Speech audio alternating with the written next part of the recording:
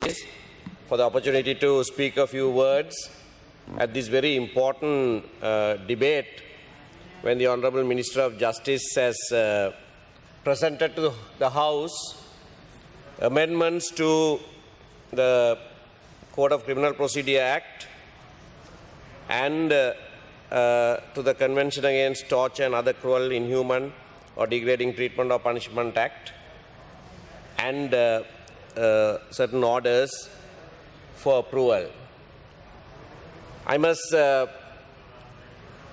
thank the Honourable Minister for remaining in the House after presenting these bills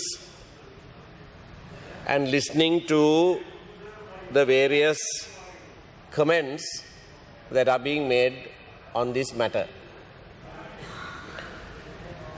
The matters that have been placed before the House are very, very important and serious in nature. What we see in the amending act, in both the amending bills, we welcome, because it seeks to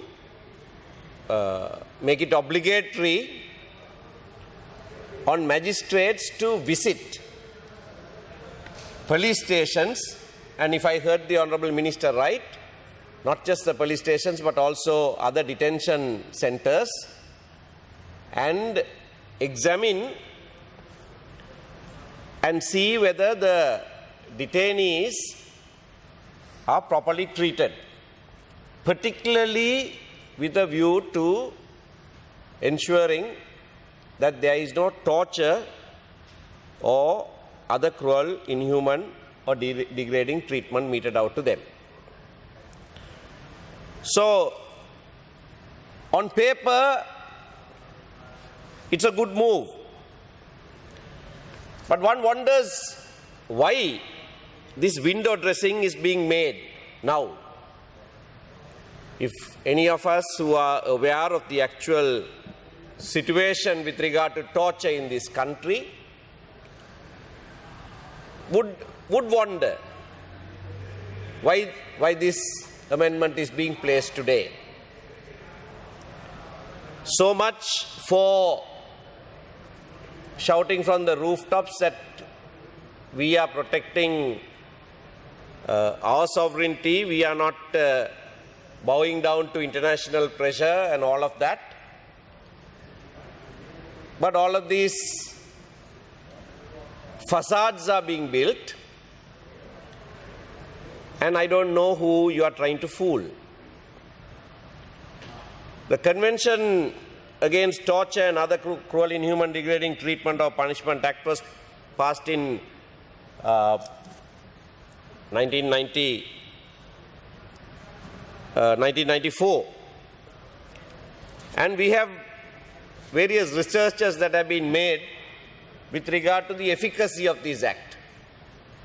26 years of this act has seen just 9 convictions, 6 of which are under appeal. Very recent research publication by Law and Society Trust says that there were only 47 prosecutions. Only 47 prosecutions. Less than 0.1 of the complaints that are made. And one knows that even the complaints are only about 10-20% of the actual happenings. For various fears of reprisals, of further mistreatment, of family members being put in jeopardy, all of those, and only about 10-20% actually make the complaint. And I just worked out the figures. This act in operation has been a dismal failure. The calculation, a very generous calculation, will show that only 0.06% of the complaints result in any conviction. Now, how is that to be compared with Article 11 of the Constitution? Article 11 of the Constitution and Article 10 of the Constitution are two provisions that can't be abridged, that can't be restricted. Not by law, not by anything. But we have a situation in this country, time and again, we have judgments from the Supreme Court finding police officers guilty of torture. There are judgments written. Honorable Minister of Justice, being a lawyer, knows that very well. Every volume, every single volume of law reports have judgments of the Supreme Court finding police officers guilty of the most inhuman methods of torture. But they are not brought before court. You have this act to show people around the world that torture is an offense. Today you are even enhancing the fine. What for? You don't prosecute them. Why did you waste this paper? Put it before Parliament. You don't prosecute them. Right? This is to show others. That's why I called it a window dressing. Already, over 100 years, the prison ordinance requires the magistrates to visit the prisons. Do they do that? When did the last time a magistrate visited a prison? I'm asking this question from the Honourable Minister because you may put it here, making it obligatory, that's salutary. How are you going to enforce this? How are you going to enforce a magistrate to visit police stations and other detention centers? Is there a mechanism here to do that? No. There is no mechanism. You already have for 100 years. I have known one or two magistrates, conscientious, have gone and visited prisons, but they don't do monthly, they must do that. They don't do that. And everyone knows that. No mechanism to enforce that. But even if you have a mechanism to enforce that, if the magistrates are not conscientious enough to do what the law has required them to do, can you by force have them do that? No, you can't. Once a special rapporteur of the UN on torture, remember his name very well, Manfred Novak, came and visited places of detention. He was an expert in the field. You must read his report. I think that report came about 15 or 20 years ago, but still valid because he visited a particular place. Then later in the afternoon, he visited the place again. And he found people who were there, not there in the morning, there in the afternoon. He put it all down because those who had been tortured had been taken away and hidden when he went there announced. So he went unannounced in the afternoon and found them. All of those facts are there. Later there is another rapporteur, Mendes, who's given another statement, a report. You allow them to come to this country because you want to show the world that you are open, right? There is no torture. Sri Lanka is one of the worst countries for torture by the police machine. I am happy that the Minister of Public Security is also here now. We are one of the worst countries. You can say this, you can present this. I heard the Minister say, buildings, hardware, the laws that you have passed is software. And he thinks that is complete. But where is the delivery? You have made the computer, you have programmed it, but doesn't work. It doesn't work. Even the power doesn't come on in your hardware and your software computer. Right? It's broke. The system, insofar as torture is concerned, your system is broke and you can't fix it by passing these laws. Now, one word about Prevention of Terrorism Act. Torture in this country became an epidemic because of the provision in the PTA that enabled, that allowed confessions made to police officers as admissible evidence. That's how torture became endemic. That's how police officers lost their ability to investigate offences. They no longer had to investigate offences. That skill disappeared long ago. All you had to do was beat up a fellow, or do worse, get his signature. You solve the crime. I have demonstrated, I don't want to repeat this, I have given stories after stories after stories where crimes are supposed to have been solved because you have a confession. You convict the wrong person. But what is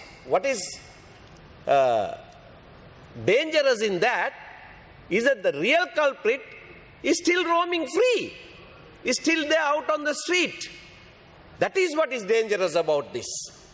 If you are only concerned about national security, you say, your national security is gone because the one who actually committed the crime is out there. And you have got somebody else, got a confession and put him behind bars.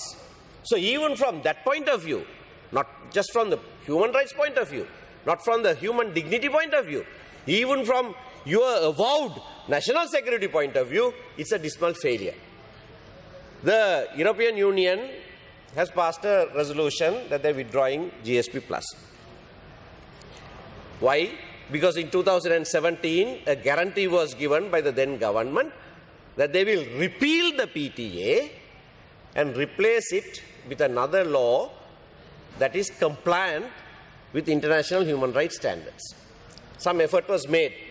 When they came up with the CTA, I was the first person to publicly announce that this is worse than the PTA. Subsequently, it came to various parliament committees. EU representatives also came to see whether it was compliant. And we worked on it, and various amendments were brought in. It wasn't perfect, but it was 100 times better than the PTA that you have. It was 100 times better, I repeat, it's 100 times better than the PTA that are still on our statute books. But it wasn't passed, unfortunately, because several of our civil society people thought we must only have a perfect law. And so we now have the PTA, because we couldn't have the perfect law. There were shortcomings in that, but it was far better. Honorable Lakshman Kiriella mentions certain matters. Confessions cannot be admissible. In our country, in this culture, confessions made to a police officer cannot be admissible. Preventive detention cannot be permitted except for a very short period of time and with judicial supervision. There are numerous issues with regard to the PTA. Honorable Minister, I can tell you very responsibly, you can't amend the PTA. You have to repeal the PTA. The whole basis, the foundation of that law is flawed. I have said this several times. It was brought just for 6 months. It still bears that name, Temporary Provisions Act, brought in 1979. You have to repeal it. We also agree that all the countries in the world have laws to deal with terrorism. We don't say no to that. We don't say no to that. But that must be done without, I agree with you, there has to be a balance. Right? But that balance has to be struck properly. You can't have Article 11 in our Constitution and then allow even one person to be tortured. I agree with you on that. It's not the numbers. But you did speak about numbers, about the disappeared. And I heard you say that people are making allegations that thousands of people have gone missing. Not people are not making allegations. Your own government appointed commissions have said so. Leave aside what we say. Your own commission, Paranagama Commission says more than 20,000 people. What have you got to say about that? Your own commission, Udalagama Commission says, with regard to just the two matters that they inquired into, the 17 aid workers in Mudur and the 5 students in Trincomalee. Honourable Member, you have 2 more minutes. How many? 2 more minutes. Thank you. They have said that. Your own commission, all these 3 commissions, LLRC, all those 3 commissions were appointed by President Mahinda Rajapaksa, has said that persons who were surrendered to the security forces at the end of the war have gone missing. They have given the number 3,000 odd. They have given the number. Your own commission. We had nothing to do with those commissions. When your own commissions have said tens of thousands of people have gone missing and not one has been traced so far, not one has been prosecuted for that, what's the point in saying people are saying? You have said it. You have admitted to it. Why can't you investigate one case? 11 young people were abducted by personnel of the Navy in Colombo, not because they were involved in anything, but for ransom. Senior naval officers were involved in that. You interfere in that. You go after investigative officers in that case. You waylay that case, and then you preach sanctimoniously here that this government will protect the dignity of everyone. How do you make these ends meet then? If you are sincere, and I'm saying, Honourable Member, please wind that up. you are not sincere. This is just window dressing for the European Union. And it's too late. And I want the European Union and the entire world to know that this is just eyewash, a very weak and feeble attempt by this government to try to show that you are human rights, international human rights compliant. That will not work. Unless you make a genuine turn, you will not succeed in this false effort of yours. Thank you.